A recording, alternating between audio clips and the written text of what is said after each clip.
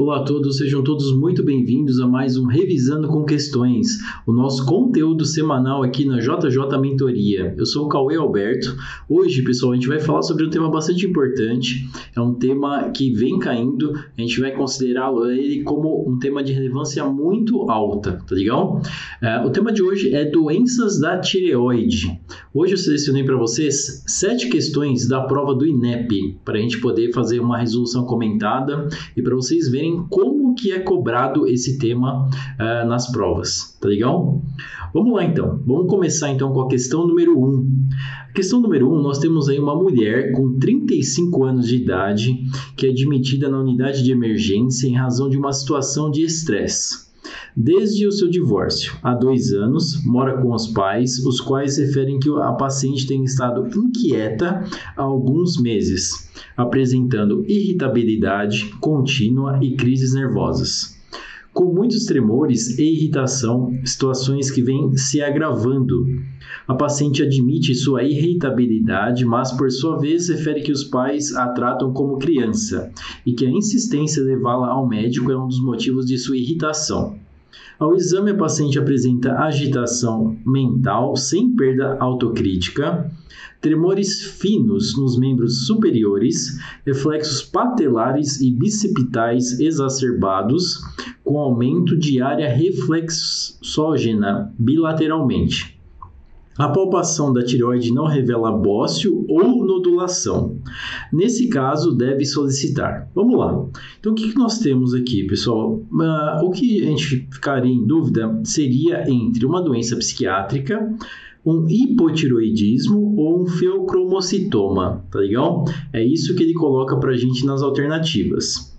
Então, vamos lá. A alternativa A e a alternativa C falava de avaliação psiquiátrica, a A, e a C, avaliação psicológica. O que nós temos? Uma coisa que é muito importante, que a gente vai considerar como um conteúdo-chave para a questão, um CCQ, que a gente tem que diferenciar. Afecções psiquiátricas, elas são diagnosticadas após a exclusão de causas orgânicas, tá legal? Então, isso é extremamente importante. Não esqueçam esse CCQ, tá legal? Afecções psiquiátricas são diagnosticadas após a exclusão de causas orgânicas. Então, a gente tem que fazer ali uma série de exames para a gente ver se essa paciente não tem causas orgânicas. Caso ela realmente não tenha causas orgânicas que possa estar causando esses sinais e sintomas, aí sim a gente vai pensar nas doenças psiquiátricas, tá legal? Vamos lá. Em relação a A e a C, a gente conseguiria tirar então. Não tem necessidade de uma avaliação psiquiátrica e nem de uma avaliação psicológica. Em relação a B, a gente ia pensar no hipertireoidismo e na D, em relação ao feocromocitoma, tá legal?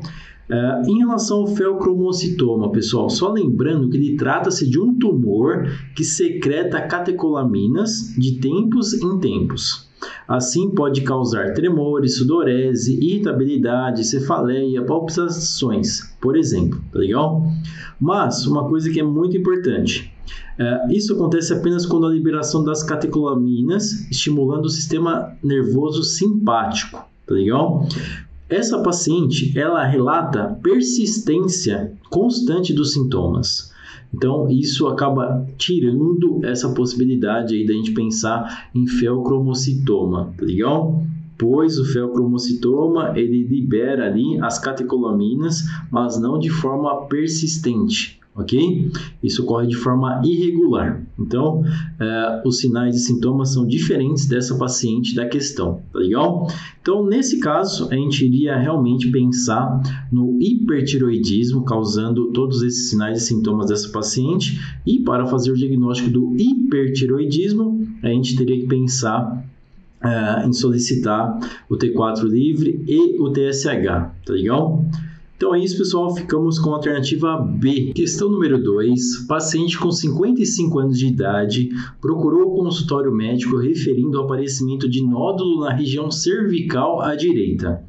O exame físico constatou que o paciente representava nódulo tireoidiano à direita de aproximadamente 6 centímetros. A ultrassonografia revelou um nódulo isoecogênico de 6 centímetros no lobo inferior da tireoide.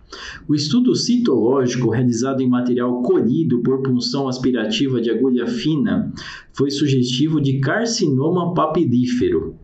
O paciente foi então submetido à tireoidectomia, sem registro de intercorrências no ato operatório. No pós-operatório imediato, o paciente passou a apresentar rouquidão e laringoscopia realizada revelou paralisia da prega vocal à direita. Mediante o quadro clínico e considerando a anatomia cirúrgica, qual a causa prevalente de rouquidão nesses casos?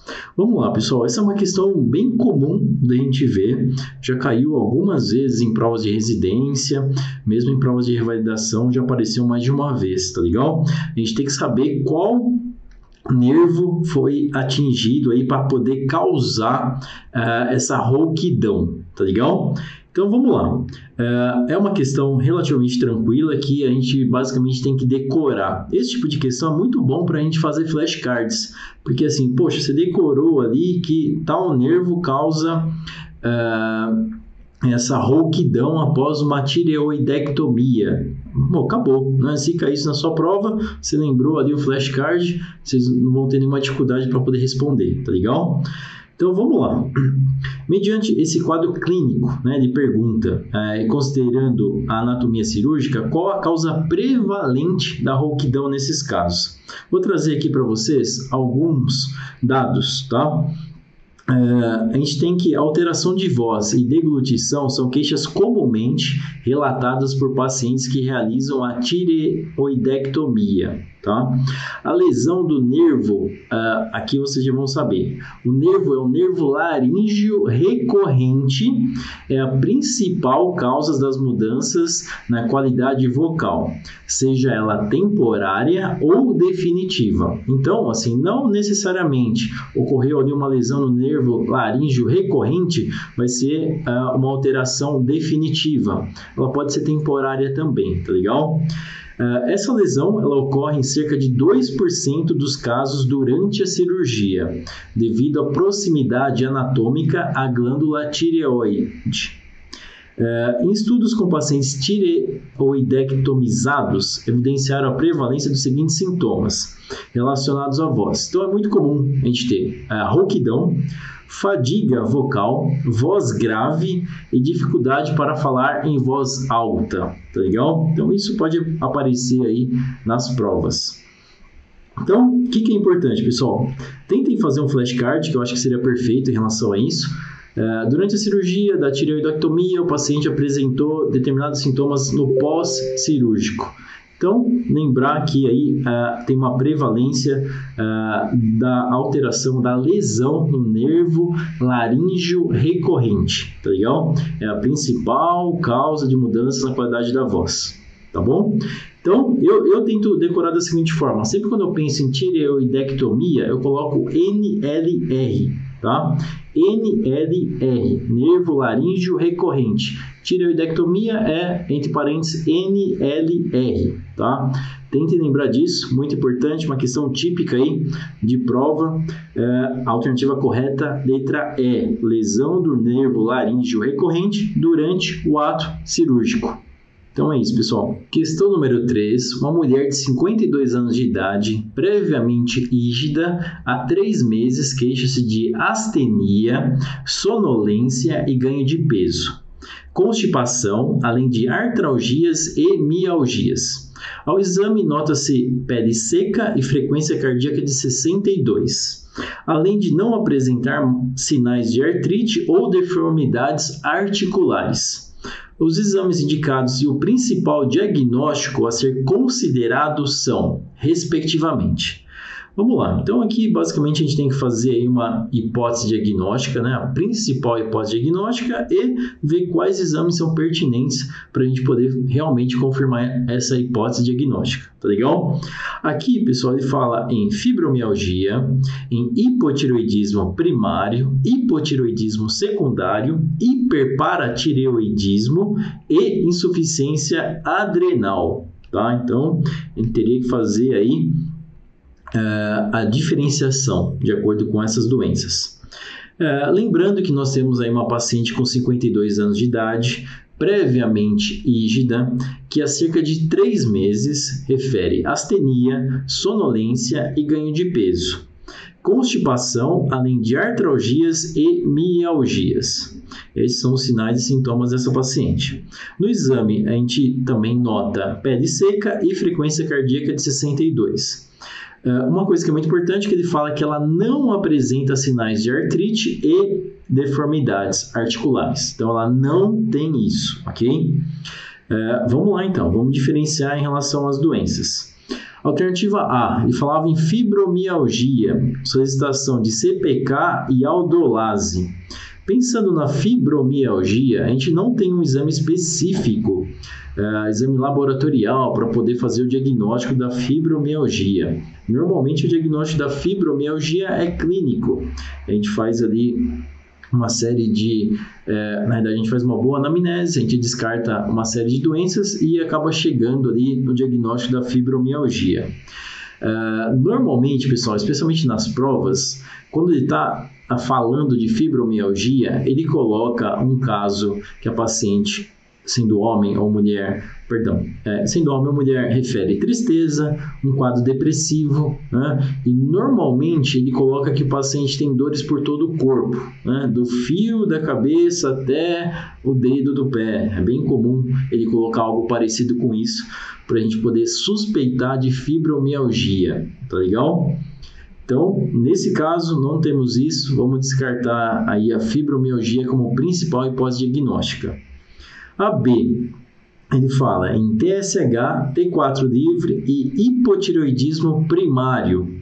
É uma possibilidade, né? Então, essa a gente não consegue refutar facilmente. Vamos ver as outras. A C, ele fala de hiperparatireoidismo. Lembrando que o hiperparatireoidismo ele pode causar uma série de sinais e sintomas, tais como os ossos frágeis com maior risco de fraturas, fraqueza muscular, desenvolvimento de pedra nos rins, aumento da vontade de urinar, dor constante na barriga, um cansaço excessivo, desenvolvimento de insuficiência renal ou pancreatite. O paciente, muito comum ter perda de apetite, vômitos e náuseas, tá? Então, não é isso que a gente vê na história clínica dessa paciente. Então, a gente vai deixar um pouco de lado aí essa possibilidade do hiperparatireoidismo, tá legal? Em relação à alternativa D, que falava aí do hipotireoidismo secundário. Em relação ao hipotireoidismo secundário, pessoal, normalmente ele ocorre quando o hipotálamo produz o TRH, né, insuficiente, ou a hipótese produz TSH insuficiente. Às vezes a secreção deficiente de TSH decorrente da deficiência de TRH é denominada de hipotireoidismo terciário, tá? Então, assim, pode acontecer? Pode, mas normalmente não é isso, né? Especialmente com essa história clínica dessa paciente, tá? Então, isso aqui foge aí um pouco realmente da história clínica dessa paciente, tá legal? Em relação à alternativa E, ele falava da insuficiência adrenal.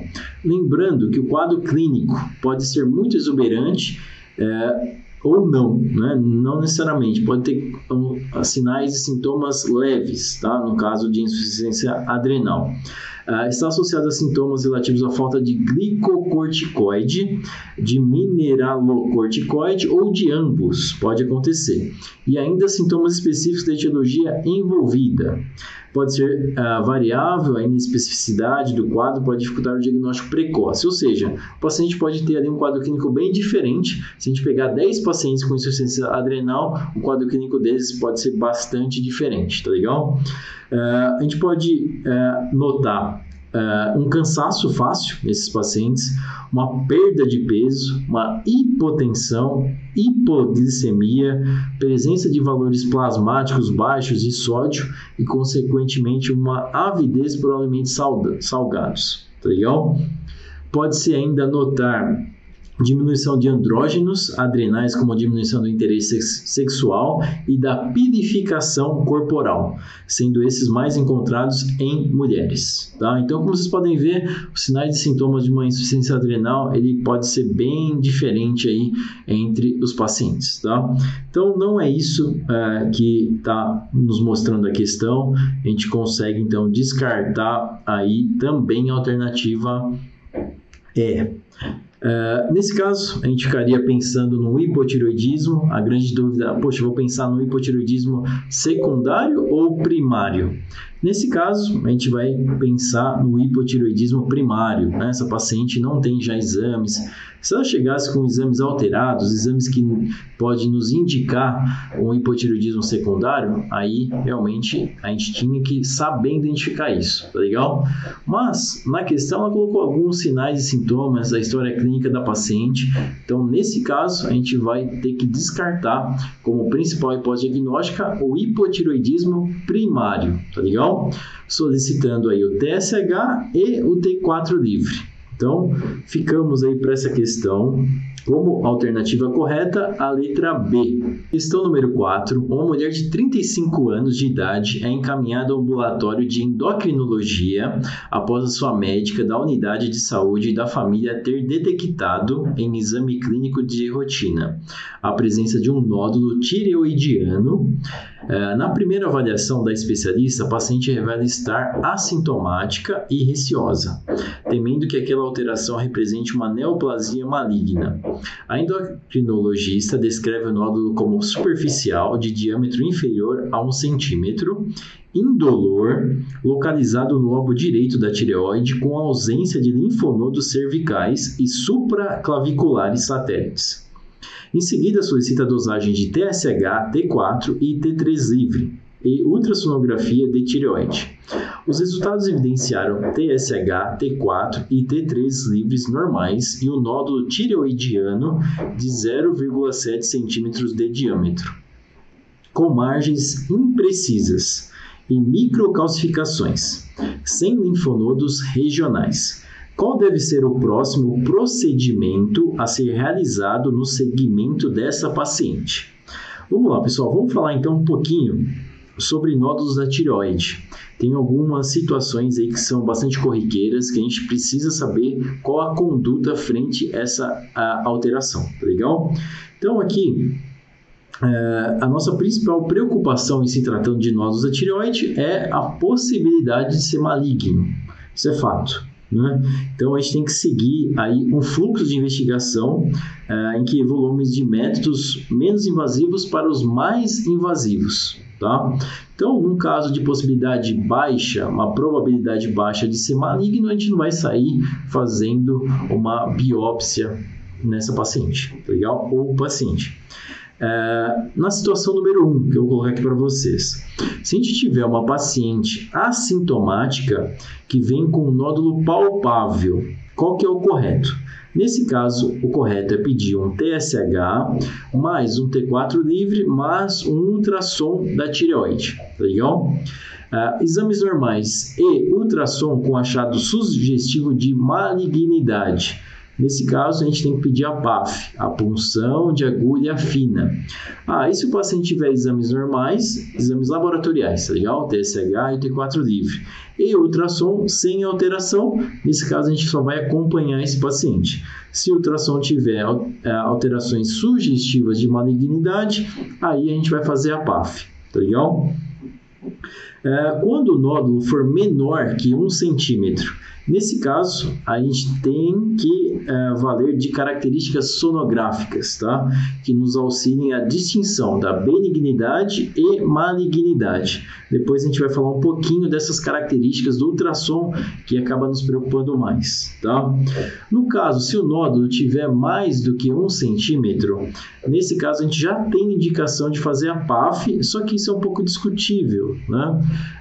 Se a gente tiver uma paciente ali que está bem, que não tem sintoma, que de repente esse nódulo ele foi um achado diagnóstico, aí vai depender, tá legal? Mas de acordo com a literatura, a maioria aí da literatura acaba seguindo, se for maior do que 1 centímetro, a gente solicitar sim a PAF para poder diferenciar entre algo benigno e maligno, tá legal?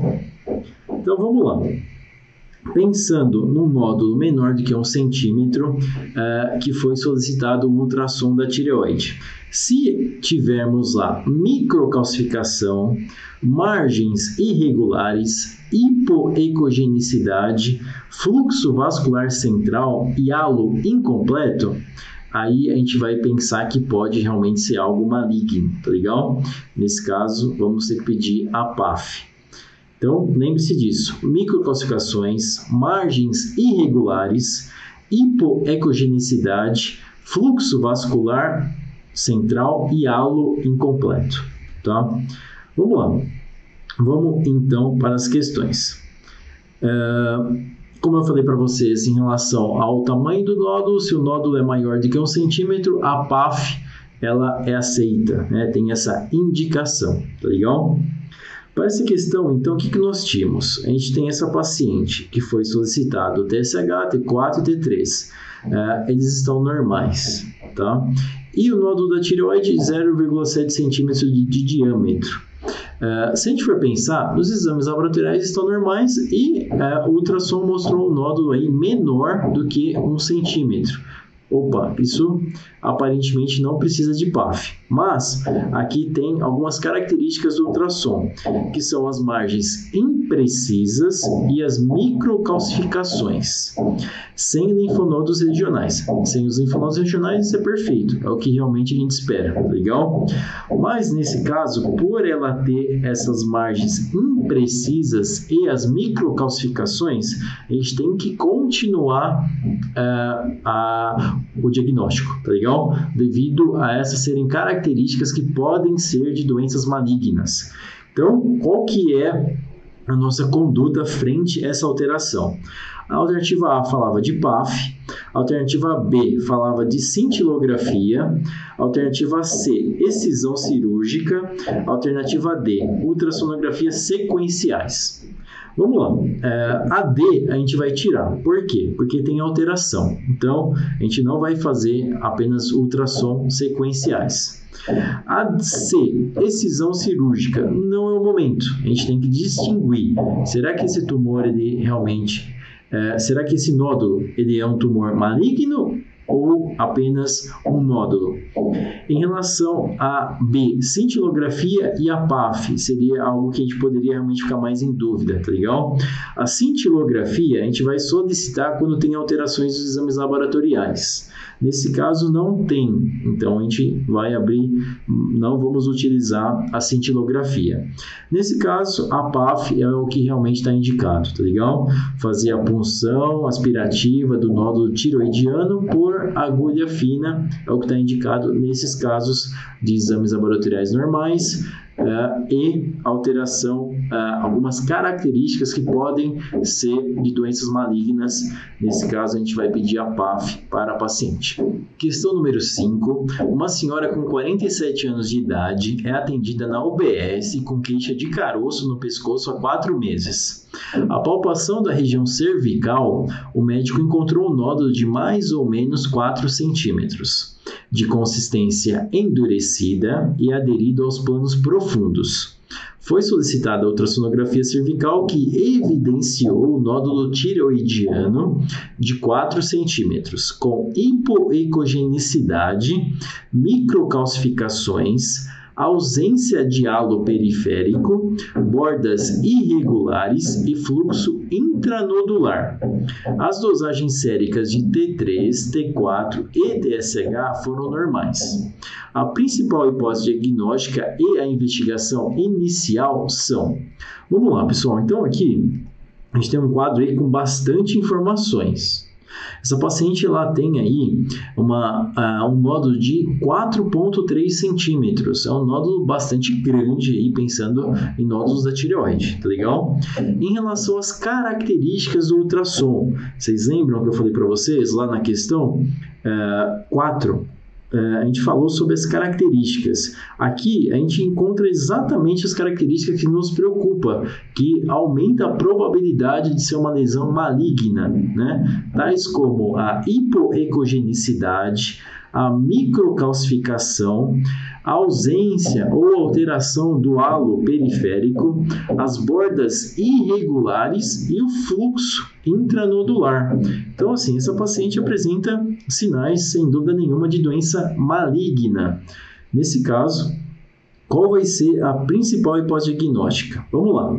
Ele fala que os exames laboratoriais, o TSH, o T3 e o T4 estão normais. Ele nos pede a principal hipótese diagnóstica e investigação inicial. Então, vamos lá. O que nós temos aqui de alternativa?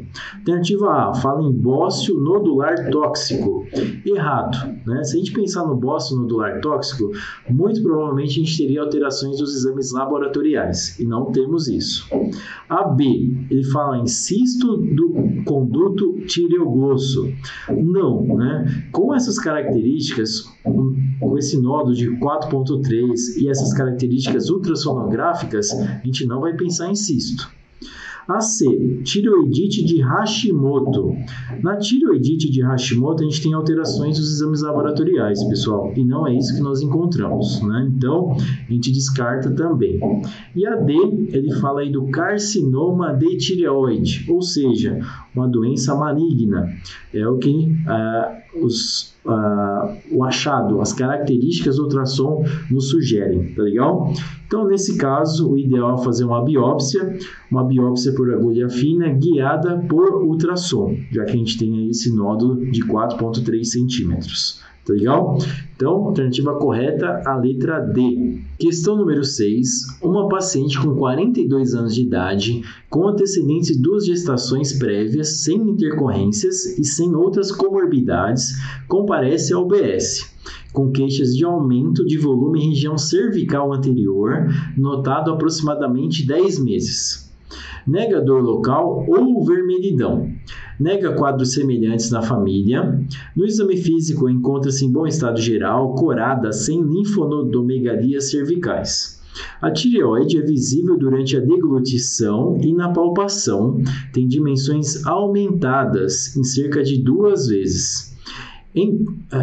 Com consistência mais fibrosa do que a normal, é móvel e indolor e sem nódulos palpáveis. As auscultas cardíacas e pulmonar são normais, a frequência cardíaca de 72 e a pressão arterial 12/7. A paciente não apresenta tremores de extremidades, a ultrassom da tireoide revela uma glândula com ecotextura heterogênea e com parênquima moderadamente hipoecóico. Observam-se áreas de hiperecogenicidade e traves fibróticas. O volume total é 28, sendo que o normal seria aí entre 8 e 14. Além de solicitar dosagens de TSH e T4 livre, a conduta adequada para essa paciente é... Vamos lá, pessoal. Vamos, então, pegar aqui esse quadro clínico. O que nós temos? Temos uma paciente aí com 42 anos de idade, que ela apresenta um aumento do volume na região cervical anterior há cerca de 10 meses. Tá? Então, realmente foi diagnosticado essa alteração, dimensões aumentadas em cerca de 2 vezes. Tá legal? Em relação há tremores, não tem tremores, frequência cardíaca, PA normal, ausculta cardíaca e pulmonar normal. O ultrassom nos revelou ectotextura heterogênea, parênquima moderadamente ecoico, áreas de hiperecogenicidade e traves fibróticas, ou seja, não tem nada que nos leve a pensar numa doença maligna, tá legal? E lembrando que o volume total aí está bastante aumentado, ideal que seja até 14 e está 28. Então essa paciente ela tem um bócio, tá? Então, além de pedir o TSH e o T4 livre, o que mais devemos pedir? Vamos lá, vou colocar aqui para vocês algo que eu julgo como bastante importante, que é a gente saber um pouco mais sobre os anticorpos tireoidianos, na realidade antitireoidianos, tá? Então a gente vai pensar no anti-TPO, no TRAB e na antitireoglobulina, tá? Então, o que eles nos ajudam? Eles nos auxiliam no diagnóstico da tireoidite de Hashimoto e na doença de Graves. Mais de 90% dos pacientes com tireoidite de Hashimoto possuem anticorpos anti-TPO, ok? Antigamente, a gente chamava os anticorpos anti-TPO de anticorpos anticromossomal. Então, pode aparecer ainda em algumas questões anticorpos antimicrosomal, que é exatamente igual ao anti-TPO.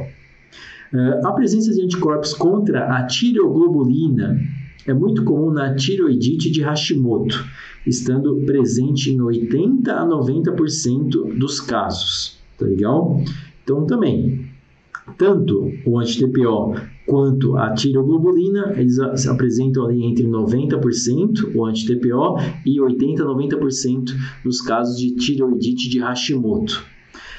Em relação ao TRAB, o TRAB ele encontra-se presente em 95% dos casos de doença de Graves. Só que ele não aparece só em Graves, ele aparece em 20% dos casos de Hashimoto. Então, tem uma pequena parcela aí de pacientes com doença de Hashimoto que apresentam o TRAB positivo, ok? Uma outra coisa importante em relação ao TRAB, que ele... habitualmente, ele não está presente na população sadia, ok? Então, se você achou o TRAB ali, se o TRAB está positivo, a probabilidade do paciente ter uma doença na tireoide é muito grande, ok? Então, vamos lá, pessoal. Em relação às alternativas, temos lá a alternativa A, ele fala em punção aspirativa da tireoide. Errado. Nesse caso, o paciente ele não apresenta alterações sugestivas de malignidade no ultrassom e também não apresenta um nódulo maior do que 1 centímetro. Então, não tem necessidade de fazer o PAF nesse momento. A B falava da pesquisa do anticorpo anti-tireoperoxidase, ou seja, o anticorpo anti-TPO. Uma boa alternativa, tá? A C, por que não? Dosagem de T3 e cintilografia da tireoide. Errado. A gente vai pensar em pedir a cintilografia da tireoide quando a gente já tem os exames laboratoriais e quando eles estão alterados. Quando o TSH e T4 livre é alterado, aí sim a gente pode pensar em solicitar a cintilografia. A D, dosagem de T3 livre e pesquisa do anticorpo antirreceptor do TSH. Errado, não é isso que a gente deve pedir, e sim o anti-TPO. Essa paciente ela tem um volume aumentado da tireoide, ela tem um bócio e provavelmente ela tem aí uma tireoidite de Hashimoto. O exame que é bastante característico é o anti-TPO. 90% dos pacientes que têm tireoidite de Hashimoto apresentam anti-TPO positivo, ok? Então, além do TSH e T4 livre, a gente vai pedir o anti-TPO para poder fazer aí o diagnóstico dessa paciente, para a gente poder confirmar o que é mais provável que seria aí a tireoidite de Hashimoto. Questão 7. Uma mulher de 38 anos procurou atendimento em UBS por apresentar há 4 meses ganho de peso, fadiga, sonolência excessiva e irritabilidade. A paciente relata sentir-se muito triste, desanimada e com baixa autoestima. Ao exame físico, apresentou frequência cardíaca de 58 batimentos por minuto, uma pele seca e áspera e edema palpebral bilateral. Os demais aspectos do exame físico estavam inalterados. Os resultados dos exames solicitados indicaram dosagem de hormônio tiroestimulante, o TSH, igual a 34. Então, o TSH dessa paciente está lá em cima. Tendo sido repetidos e confirmados os resultados da tiroxina sérica, T4 livre, 0,3. T4 lá embaixo. Então, a gente tem aí TSH lá em cima, T4 baixo. Diante desse quadro clínico, foi iniciado o tratamento com levotiroxina. Após 6 semanas, foi solicitada a repetição dos exames com os seguintes resultados: TSH 2,5, ou seja, equilibrou, está normal, e o T4 livre 1,2, também dentro da normalidade. Nessa ocasião, a paciente referiu melhora quase completa dos sintomas apresentados. 5 meses depois, essa paciente volta à UBS para consulta, expondo a suposição de que a tireoide piorou novamente. Afirma estar tomando corretamente sua medicação. Novos exames realizados nessa ocasião indicam TSH 2,3, perfeito, e o T4 livre 1,2, também normal. Questionada, a paciente informa apresentar muita tristeza, desânimo, falta de concentração e fadiga. Ao exame físico, constata-se que não houve ganho de peso e que não há alteração na tireoide da paciente. Nessa situação, a conduta adequada é... Vamos lá, pessoal. Então, aqui o que nós temos? A gente tem uma paciente que foi diagnosticada com hipotireoidismo. Ela começou a fazer uso da levotiroxina e os exames voltaram à normalidade. Passou-se 5 meses, a paciente voltou com sinais e sintomas, foi feito os exames novamente e os exames relacionados à tireoide dentro da normalidade, ok? Então, esses sinais e sintomas que ela apresenta agora não está mais relacionado à tireoide, visto que os exames estão dentro da normalidade, ok? Alternativa A. Informar a paciente que seu quadro clínico é compatível com tireotoxicose. Errado. Esse quadro clínico dela não está mais relacionado a um quadro de doença da tireoide. A B. Informar a paciente a necessidade de aumentar a dose de levotiroxina. Errado. A gente viu que os resultados dos exames estão normais. Então, não está relacionado à tireoide. Fazer a avaliação para transtorno depressivo como diagnóstico diferencial. E, caso confirmado, discutir o início de tratamento para essa nova comorbidade. Manter acompanhamento dos níveis séricos de TSH. Perfeito. Essa é a alternativa correta. A D. Informar a paciente que, mediante os indícios de que a terapia com levotiroxina não está sendo efetiva. Errado. Olha o TSH e o T4 livre dessa paciente. Estão normais. Tá legal? Então, a gente conseguia aí tirar a alternativa A, B e D sem muitas dificuldades. Tá legal?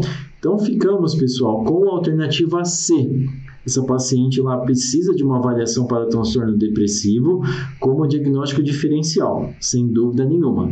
Pessoal, para concluir, então, essa aula, vamos abordar rapidamente os temas que foram das questões. Questão número 1. O que nós tivemos? Diagnóstico diferencial. Tivemos de diferenciar entre uma doença psicológica, psiquiátrica ou a doença da tireoide. Tinha um feocromocitoma também que a gente discutiu.